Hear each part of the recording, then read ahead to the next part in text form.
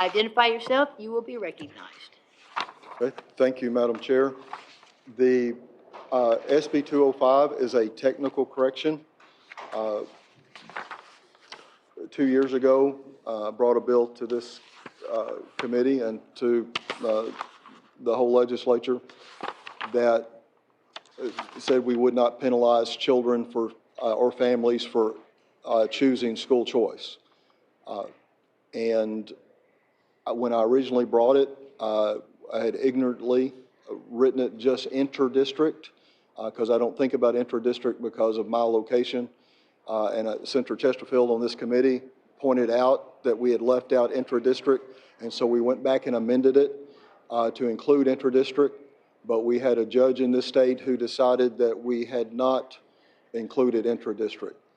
So this bill just clarifies what we did 2 years ago, is that whether it be inter-district or intra-district, we don't penalize children for changing schools. Or families. I'd be glad to take any questions. Other questions from the committee? Are you closed for your bill? Oh, is anybody? Oh, there's no. I'd love to close. Dr. Hernandez, go ahead. I'm sorry.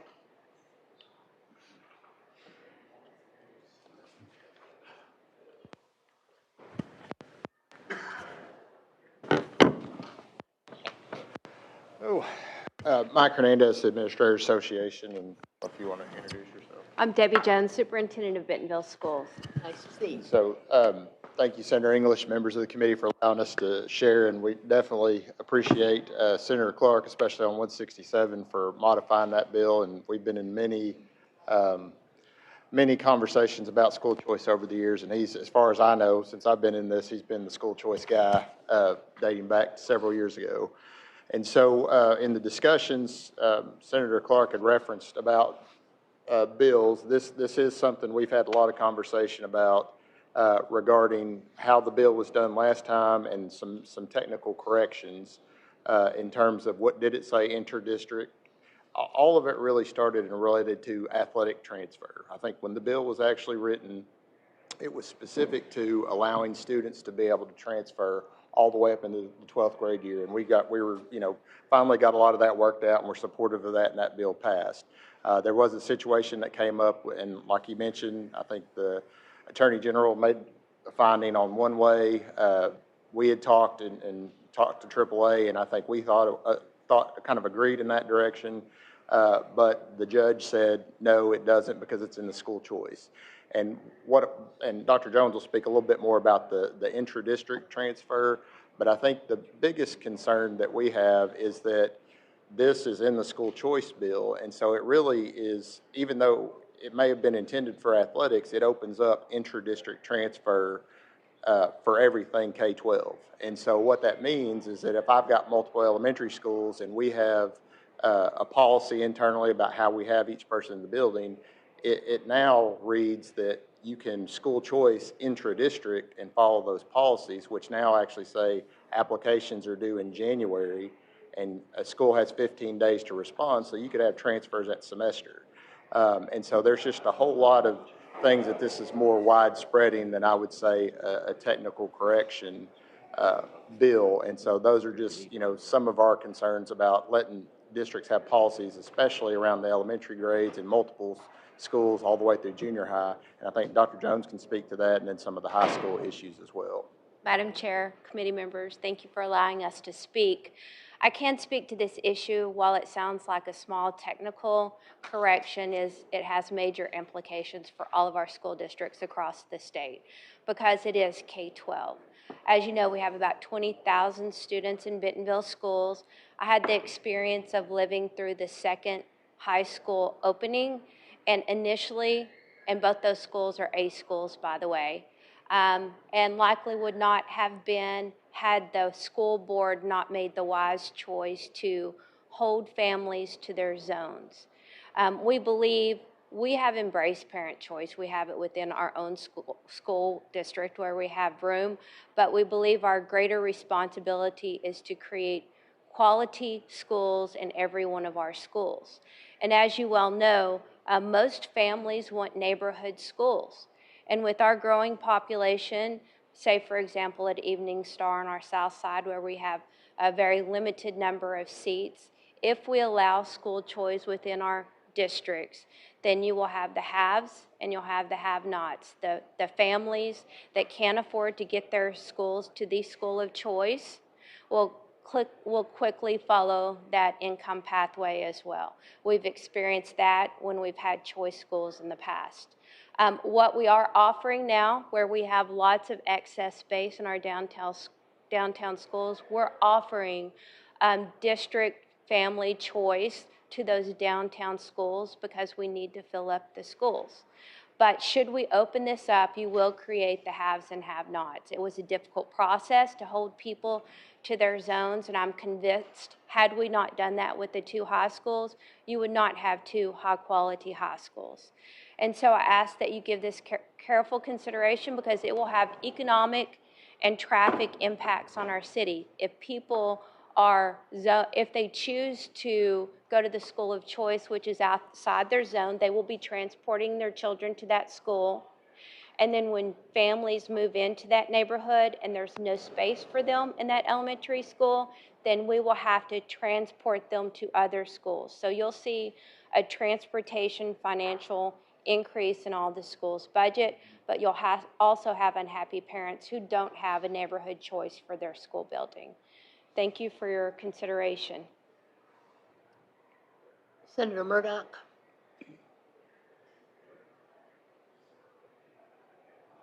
Thank you, Madam Chair, and thank you all for being here. Thank you, Senator, for bringing this. And you mentioned this bill to me the other day. And with me not having districts, a lot of districts in my area that I represent that have what you have mentioned, she's brought something to the fore that's very much a concern to me whenever we talk about have and have-nots, and we have any action up here that creates a gulf or divide between segregation.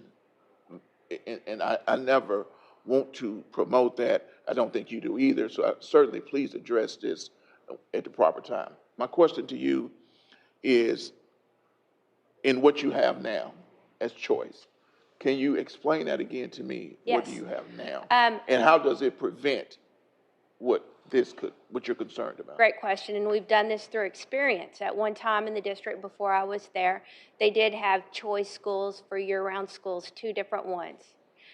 The board voted to close those choice schools because they became exclusive schools.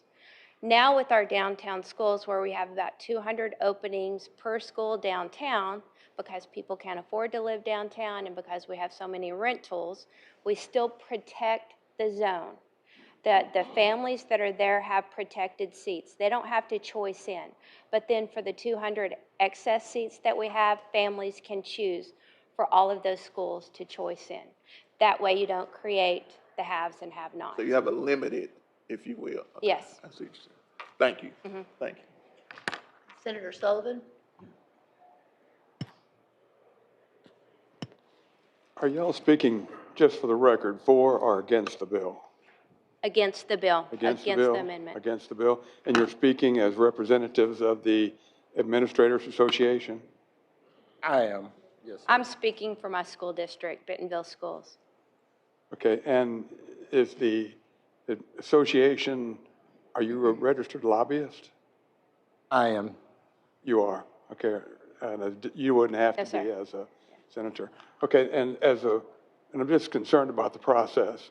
So as a registered lobbyist, you're paid by the association who gets their money from administrators who get their money from the state. Is that correct? So it's a mix, Senator. We get some from private funding. We get some from members that pay their own dues on their own behalf, and then some that might pay through their district for professional dues. And you don't know the detail of that. I'm just concerned that we have an association using state money to lobby against a bill. That's a big concern. Thank you. Thank you, Madam Chair. Are there questions? Thank you very much. Thank you. Jared Cleveland.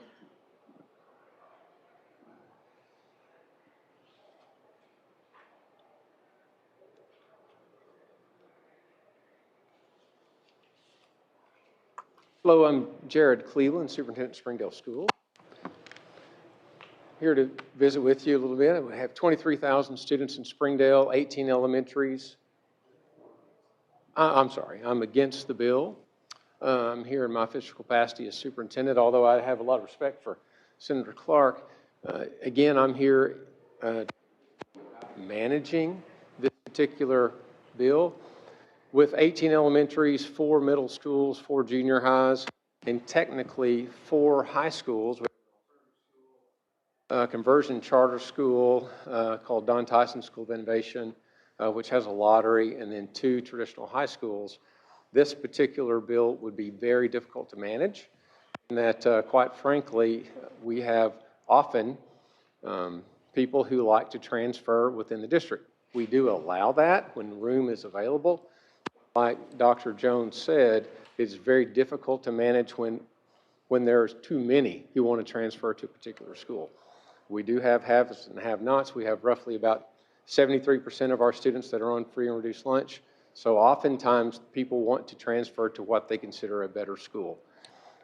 You have never heard a parent as mad as when they choose a particular home in an area for a school, and when they move there and the school is full. Those are some of the most difficult conversations to have when we say, yes, your child can go there in the 6th grade, but your 7th grader can't because the 7th grade is full. So although I understand Senator Clark's efforts to try to make sure every parent has a choice, I fully support choice as well, just like Dr. Jones. The management of this particular bill in a school like ours is prohibitive. So I would just ask you to consider managing the way we have to. Senator Sullivan? So if I boil your argument down, although this may be better for kids, it's just hard. And you're opposed to it being hard. No, I'm not saying it's better for kids. Imagine having to transfer. Let me cut to the chase. I'm hearing you say, managing. I'm interpreting that it takes a lot of work and it's going to be hard for the district to do that. Well, Whether or not it's good or bad for kids, regardless of that, it's just hard. Let me ask you a question. No, I'm asking you the questions. So what's better for kids is not riding 30 minutes to a different school on a bus and missing instruction. Is that better for kids or not? But the testimony that you gave, and when I heard that testimony, your argument was this is very difficult to manage. In other words, it's hard. So is there other opposition from you other than this is hard to manage? You interpreted that as being bad for kids, right? Isn't that what you said? Or you said that it's good for kids. That's what you said. Well, I'm listening to your testimony that this will be hard for the district to manage. It is. And when you fill up a school, that, there may be an impact on students. Yes, that's potential. But if you manage it well, the impact is good. There is no managing it well when you have kids. Let's say that you have, I'll give you an example, a real life example. Hellstrom Middle School is a really good school. It's a school of choice. People like to go to Hellstrom Middle School. It's really close to Harbor High School. It's really close to Young Elementary. It's a hub over in the Tawny Town area. People love that. So people want to transfer in there all the time. It's had as many as 1,000 students. It really only is good for about 900. So some of our other schools, J.O. Kelly and Sonora Middle School, has about 600. They can manage about 900 as well. We have people on one side of town, which is about 40-minute drive from the east to the west, want to transfer to Hellstrom. I can't tell you why, but they want to. We don't offer bus transportation. But at the start of the school year, when we hold transfers, if there's room, we allow that to happen. Well, people move in and out all the time of the year, okay? So if we allow transfers to go in August, and some parents move in August and September, and there's no room for their child, the next closest place to go is Helen Tyson, which is about a 15-minute bus ride, okay? So if they don't have bus transportation or they can't take their child to school, we pick them up, the hub goes to Hellstrom Middle School, they have another 15-minute bus ride to Helen Tyson. Same thing happens in the afternoon. So there's extra time on a bus. And so there's a whole lot more management. The opportunity at our school district for all of that movement is a lot of extra on kids. And so when you say that's better for kids, all I'm doing is saying management, there's a whole big ball of wax. That is a really difficult thing. And if you would like to come and see, I can show you that. So I can't boil it down to one pinpoint to say it's good for kids or bad for kids. I can tell you it's really difficult, and I'm sparing you all the examples of how that would look. Well, I appreciate that. I've had 30 years of experience in education, transportation, I get it. But I'm just, I'm supportive of what the bill does. I understand it might be more difficult beneficially, and it might be, there's an upside and a downside. And how that plays out, we'll just have to see. Thank you. Senator Murdoch?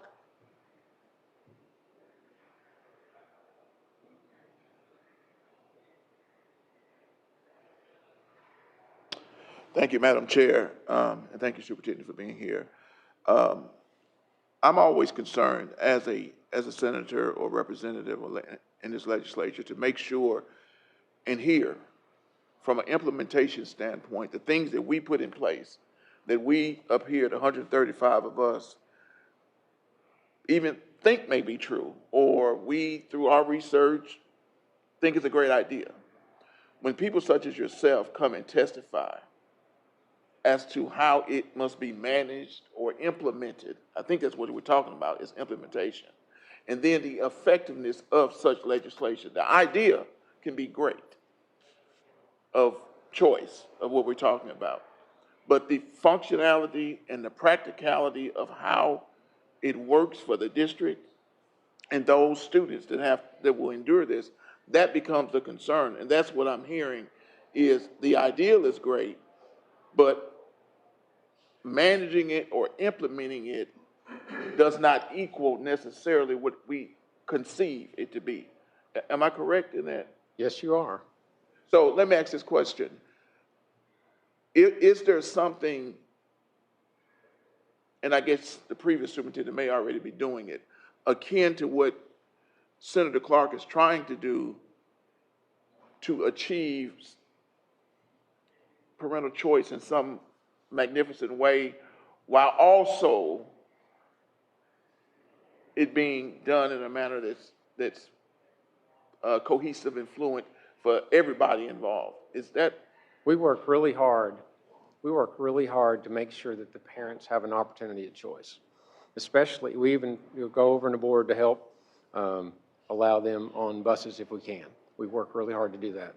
We also have a school that is a 6 through 12, which is Don Tyson, and we transport all across the district to there. We're even looking to build a pre-K through 5 counterpart to that, so it'll have a pre-K through 12 to have that school choice there as well. But when you're talking about 18 elementaries that are considered community schools and the 4 middle schools, by the time they're going through those feeder patterns, those kids pretty much like their feeder pattern. They have their friend set and all of that. The main issues are at the elementaries, right? Once you get into the junior highs and high schools, sometimes they transfer for athletics and things like that. If there's a hardship, if there's things like that, we let them transfer. We'd rather them stay in the district than leave the district. So for the most part, we do try to acquiesce to what Senator Clark, I think his mission is, which is to make sure parents and students have what they desire in their academic choice or even their athletic choice, right? But it is important to us to make sure that their academic opportunities are not diminished, okay? But one child's opportunities shouldn't trump another's. And if parents move into a particular area because of a particular and someone else has taken that spot, that is a really difficult hill to climb when their child has to be transferred out. Does that make sense? Oh, I totally understand. But if a spot opens up, we allow them to come back. So we do that. Thank you. Thank you, Madam Chair. Thank you. Other questions? Senator Dotson? Thank you, Madam Chair. So if I'm understanding you correctly,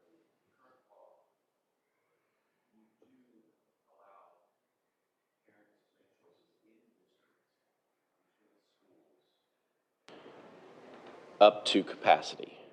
Up to capacity. If this was to pass, also still be the case, As best we could. but I guess if there wasn't capacity at a receiving school, parents couldn't choice into that school. When would be the even with this? if When would this be the passed. deadline, I guess, would be the question. Well, I don't know the answer to that, but Is as it far as at any time? how does right now parents do school choice transfers district to district? So this is adding that within the district, basically, as I'm understanding it. So we wait till school begins, almost a week or two after, before we start accepting those transfers.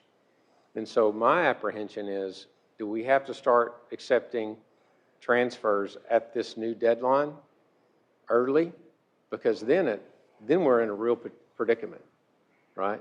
And does this impede us with our lottery system, with our Don Tyson School of Innovation? Does this impact any of that? Would Hall having multiple locations be impacted? That is a district, right? Could they be impacted anyway? Would Lisa Academy with multiple locations be impacted?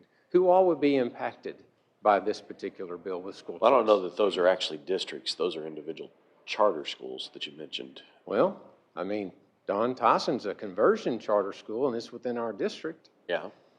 So, I mean, I think there's some questions we But need to have students can answered. choose Don Tyson, or parents can choose Don Tyson over a different school Parents can choose. as long as their availability at Don Parents can Tyson. choose our other schools too. I don't know if that's always the case. And I mean, It would with this law. with this law, they could, but without this law, I'm not sure that's the case with all districts across the state. And I don't know. My experience has been in Bentonville, not Springdale, so I don't know. But having lived through multiple rezonings and having to drive my kids past two schools that they went to previously after we got rezoned, I didn't have the choice to send my kid back to the school that I wanted to keep them in, or they started off with. We got disrupted, and then we got disrupted again. And so there wasn't a choice necessarily to send them back to the school that they had started in and kept in because we rezoned. And Springdale may be a little different. I know Dr. Jones may be able to speak to Bentonville's policies regarding that. My experience might be a little bit different, but absent a law like this, that's a district by district choice, if I'm not understanding. Growing districts certainly have different kinds of pains.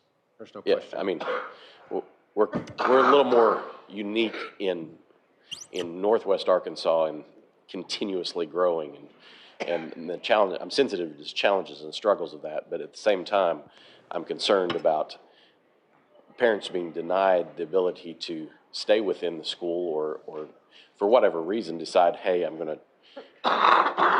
my student would be a better fit at elementary B versus C or F on this list of school districts. I don't know, you might be able to speak to that. I can speak Madam to Chair, that. with And permission. rezoning is a natural part of significant growth when we have to open new buildings. So that's part of the reason. But also, this would contribute to a lot of disruption for families. Your oldest child gets in to a particular elementary school, and then we have to accept rezones within the community. The sibling likely or could not have the seat available at your neighborhood school.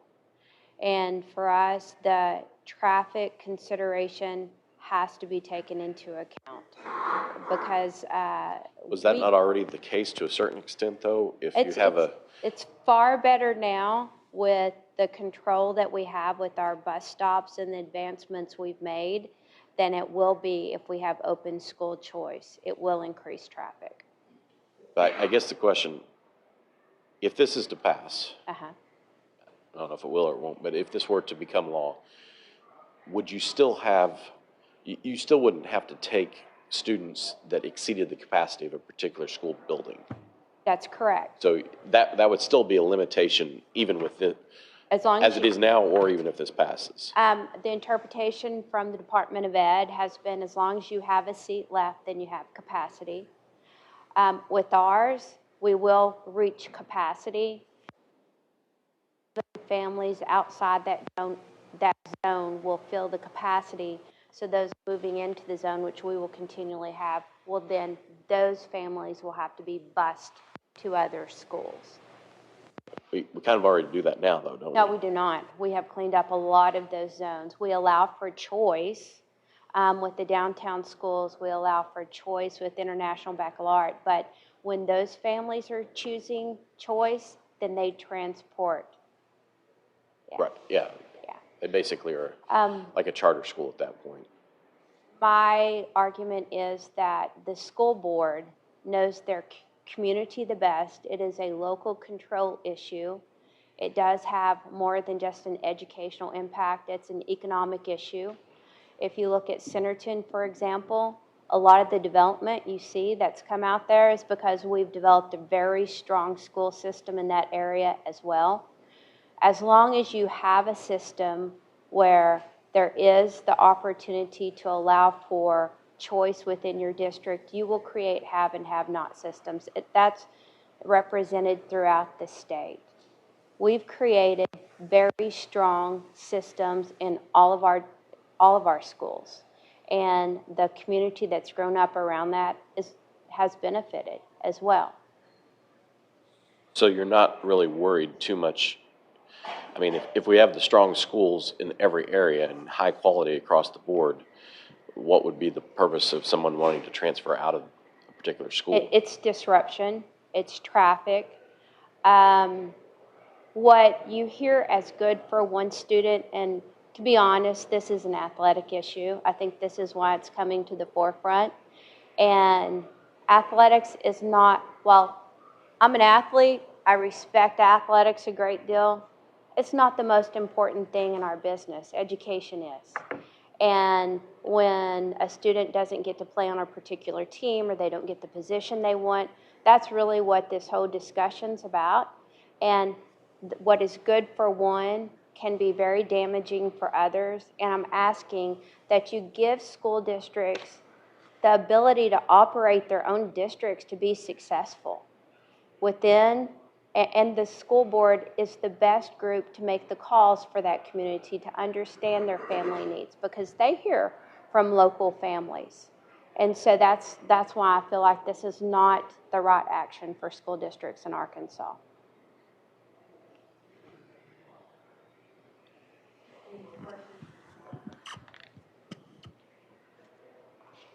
Any more questions from the committee? Yes, Senator Bryant. Thank you, Madam Chair. Just for clarity, when a transfer happens currently, a choice transfer happens approved by the current district, inter-district, does that student stay there the entire time until they choose to go back to their home zone school? I can answer it for mine, and then you can answer for yours. Is that all right? So let's say Bernice Young Elementary School starts in, we have a pre-K. So if they want to start in pre-K, they can stay all the way through the 5th grade. From that, in that feeder pattern, that child can go to Hellstrom Middle School. They have to reapply to go to Hellstrom Middle School. All right, that is a 6th grade, 7th grade. If there's room, the child can go 6th grade, 7th grade. Then the child has to reapply to go to Central Junior High, okay? Then to Harvard. Depends on where they live. Okay, But so oftentimes that zone goes bigger, and many of the times they already live in that zone. if they don't reapply to that feeder school, that next school up, they'll automatically default to their zone school? Yes, sir. Okay.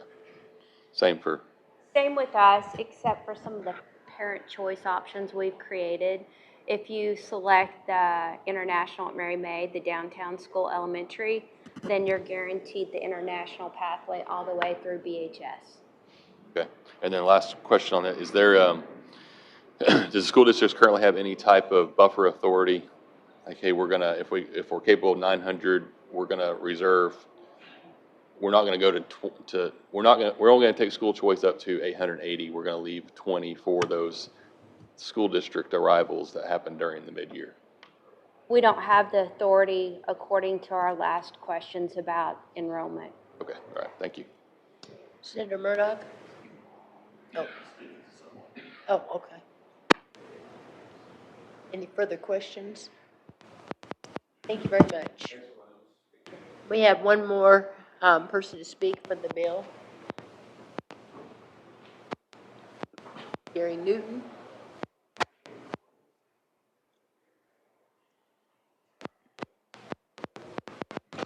You'll identify yourself, you'll be recognized. Yes, ma'am.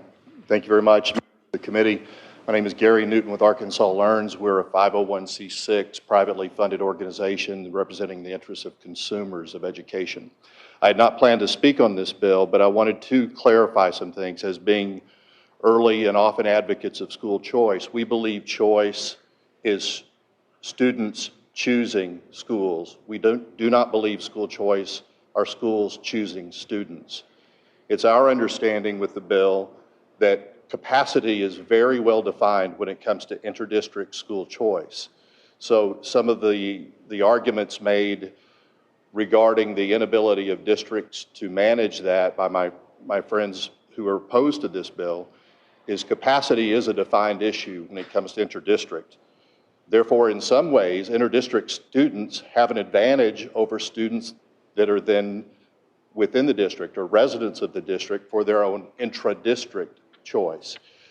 Is that accurate? It also contemplates transportation is solely the responsibility of the student, the parents.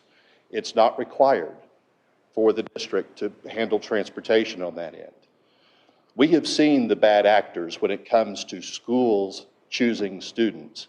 Intra-district choice has been a big deal in this state for a long time when it came to magnet schools, when it comes to academies, schools of innovation. We've heard of intra-district conversion charters, that sort of thing.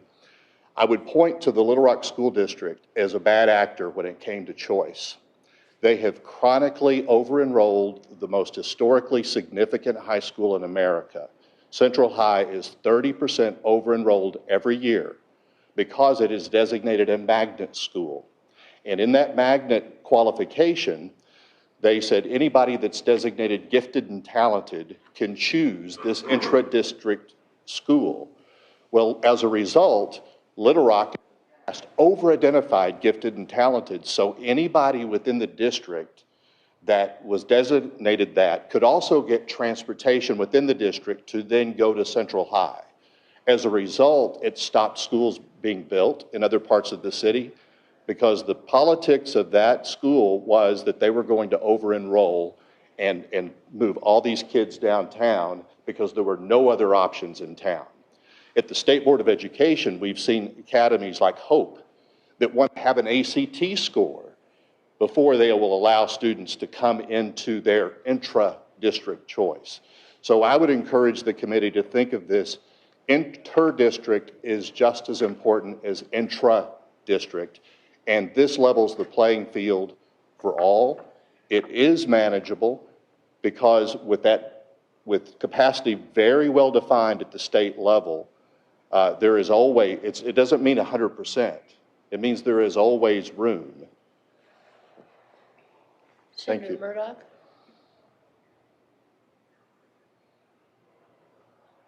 Thank you, Madam Chair. Gary, good to see you. Yes, sir. So, square for me what the two superintendents of very good school districts, by measure, have came and testified to the problems that it causes. I mean, you're saying something. They're living something. So, and it seems to me that before we get here today, that you all have met, you could have met, should have met to work this out because they're diametrically saying something different than you. And it's a difference in, so you're just saying that what are they doing wrong? Because they're saying it doesn't work. Senator, you referenced at the beginning about their lived experience. My lived experience in the Little Rock School District, there was not capacity at my zone school. Therefore, my children went to a school that was intra-district choice because there was not capacity available. So what this is starting to make me feel is that because I'm hearing personal living experiences, theirs, yours, Little Rock,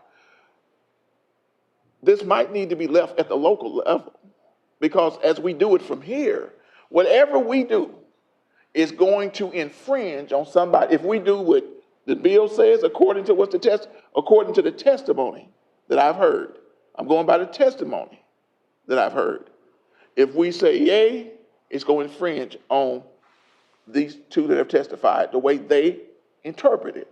If we say no, then it's going to violate whatever you believe as well. So we're put in a position, as we listen to testimony from people, specifically those two, a very difficult position, because my districts don't have that. So as a senator that has to cast a vote, I'm just listening to this and reasoning and trying to use good logic to make a vote, and certainly support my senator just because I want to do that.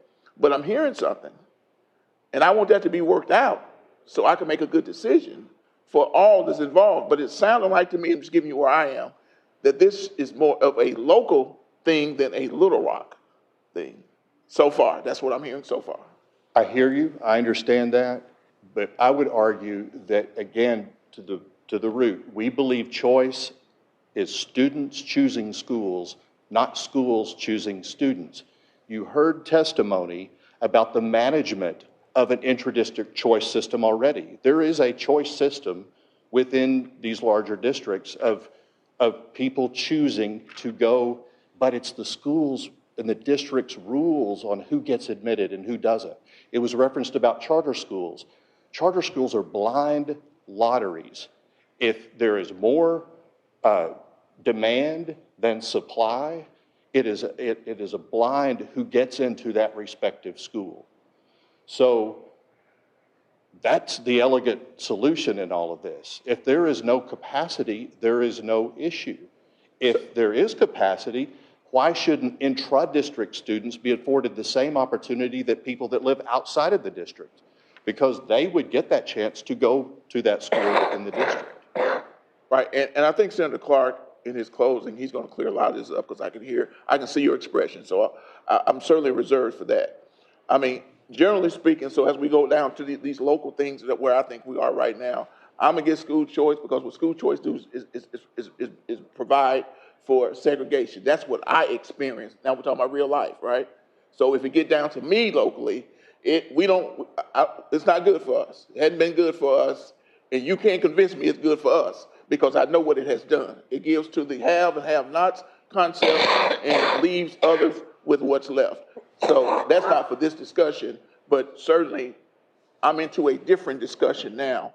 But choice in other situations has not been good for the communities, the students, and certainly the districts that are there that still have to educate children. Thank you. Thank you. Thank you. Thank you very much. Senator Clark?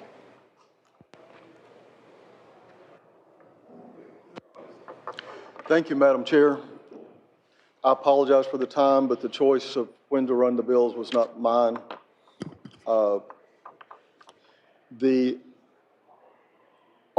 I hope that you will hear me. I know you've been here a long time. The Bentonville superintendent at one point said, as a problem, if we had open school choice. I think under the LEARNS Act, we have open school choice. I think that's what the intention was. I think that's what the law was. That's what we all thought we had. I didn't know I was opening up a can of worms, that we weren't allowing some kids in this state and some families to choose schools. I thought we were allowing everyone to choose schools. I thought that's what we believed. I thought that's what we were for. And I know me, who's been fighting this battle for 12 years, the arguments against school choice never change. Government should decide instead of parents deciding. And I believe in the selfishness of parents. I remember calling, he's a lobbyist now, State Representative Roger Smith, many years ago, and saying, Shay wants to go to Lakeside, and the law won't allow it. And he said, but we already have school choice. And I said, no, we don't, because the receiving school will always take them. But at that point, the school that was losing kids didn't have to let them go. And they never let them go. I went to school board meetings at more than one school. They never let them go. And it was always over one thing. It was not about the kids. It's never been about the kids. It was about the money. We don't want to lose the $8,000, the $8,400, regardless of what it does to the kid, regardless of what it does to the family. But that legislature passed a school choice bill that my daughter was the first. I know because the week after it passed, I went to the superintendent at Lakeside who had no idea what I was talking about. And he got with AAEA and they got with BLR and they got him the law, and I know that she was the first one that was able to change schools. She lives in Bonn, Germany. She's speaks college level and writes college level German, works at the UN. And she would have never had that opportunity. She got into UCA with full scholarship, UCA honors, by the skin of her teeth. And she cried because it was so hard for her to catch up once she changed schools. I'm thankful that my daughter got that chance. I sit here before you, national merit semifinalist, valedictorian, don't have a day of college. And I don't have a day of college because I was against going to college because my parents didn't want me to go to college, but I did not have a counselor at my school to tell me that I had a full ride at any state school. And the reason I didn't go was money.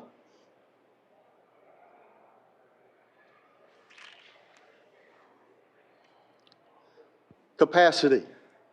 12 years ago, when we first got here and first started tackling school choice, the bill that we got through House Education Committee by the skin of our teeth said there are 3 reasons why you don't have to accept students. If they've been expelled, if you have to hire teachers, or if you have to build classrooms. That law's never changed. Capacity is covered in the law. If we don't like the rules that ADE has, we are to come forward and say we need to change the rules. But what the legislature did was reasonable. We said no matter how bad the parents or the kids want in, if you have to hire teachers, you don't have to take them. If you have to build buildings, you don't have to take them. That's a spurious argument.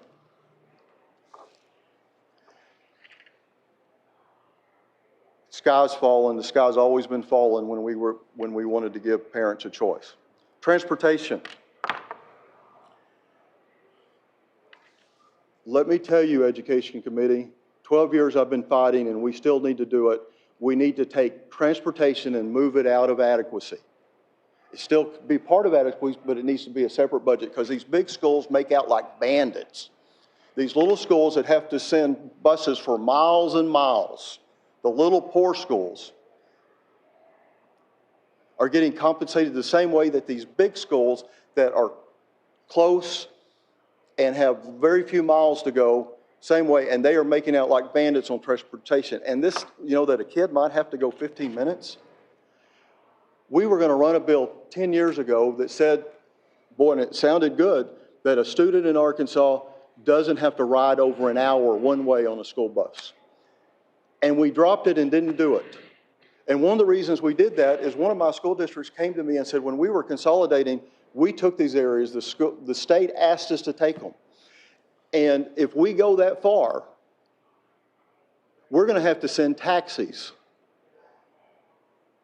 and pick up 2 or 3 kids at a time. That's the only way we can get the distance in these rural school districts, the time less than an hour. So I can't cry there.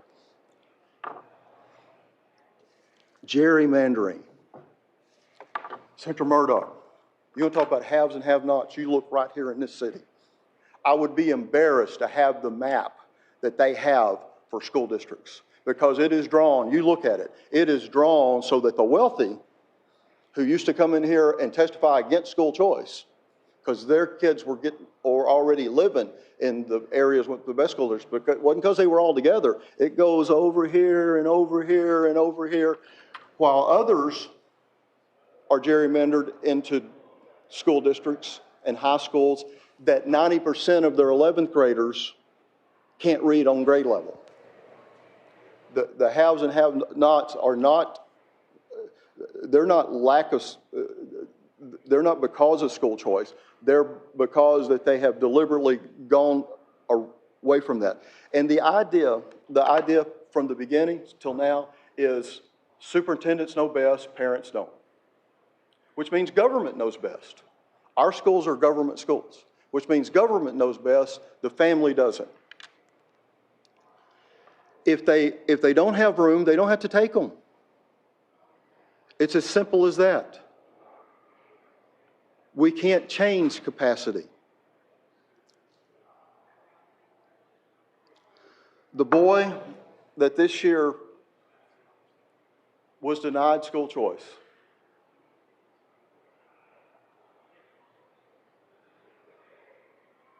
was because he happened to play baseball. He lived in Fort Smith Southside, and earlier his family and he had chosen Fort Smith Northside.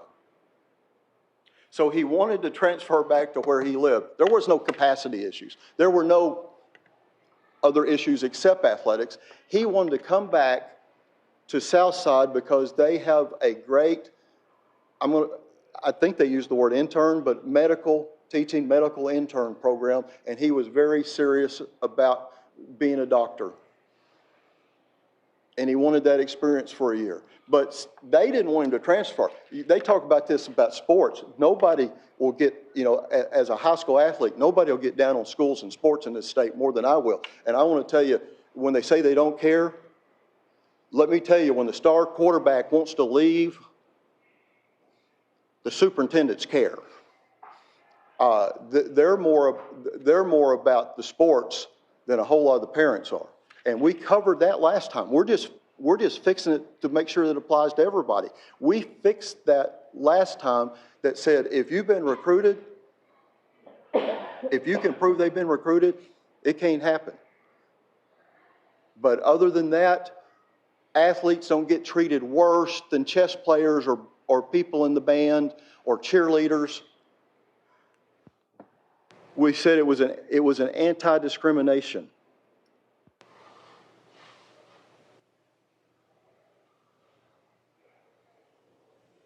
We want school choice or we don't want school choice. If we don't do it this year, I promise you, if I'm reelected, I'll be back, and I'll be back. Because kids in intra-district schools, and we have an intra-district school in Hot Springs, we have one in Malvern, they don't have 2 high schools.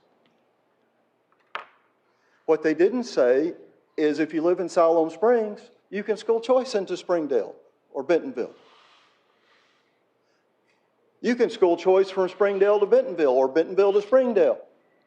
But you can't choose if you're within the school district.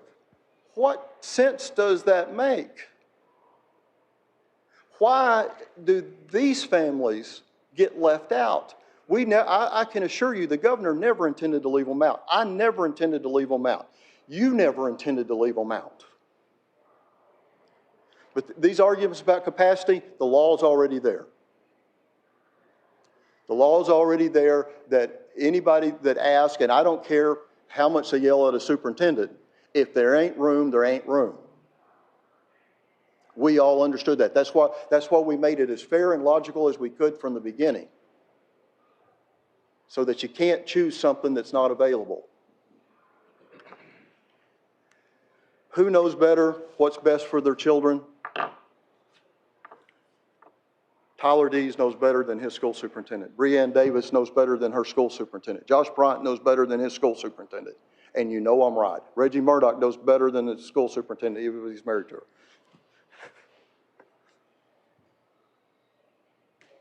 And that's all we're asking, is that we just fix it to what we did originally.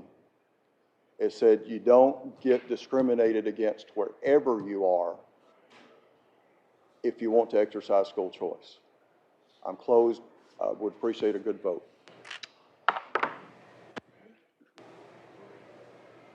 Second? Dotson, a second? Did you have a question? No, just discussion. Okay, go ahead. And can I talk to a second? Yeah. Okay.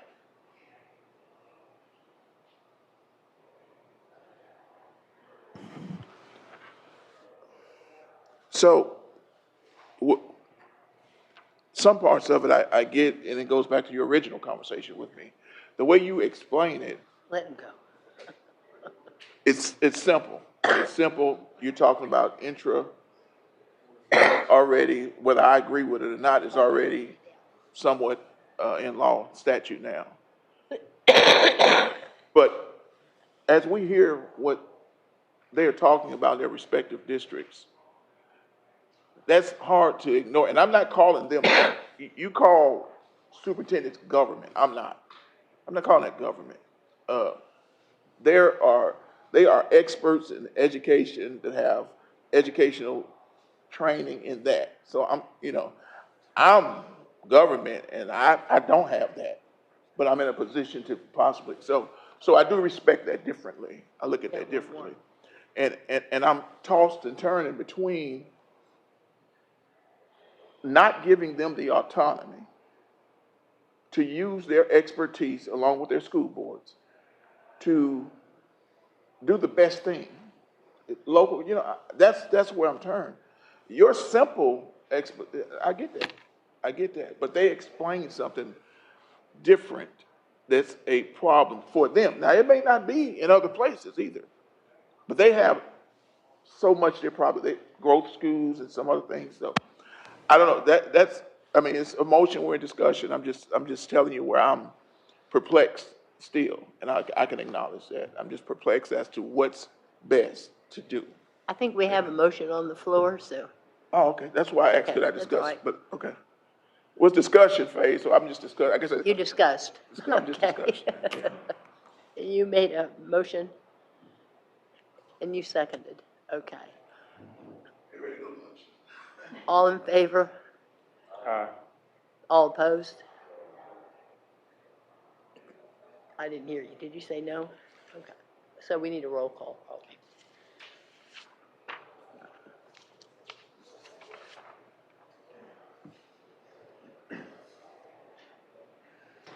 Senator Flowers, Senator Flowers, Senator Davis, Senator Davis, no.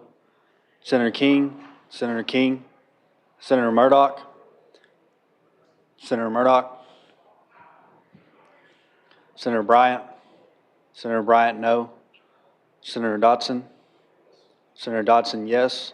Senator Sullivan, Senator Sullivan, yes.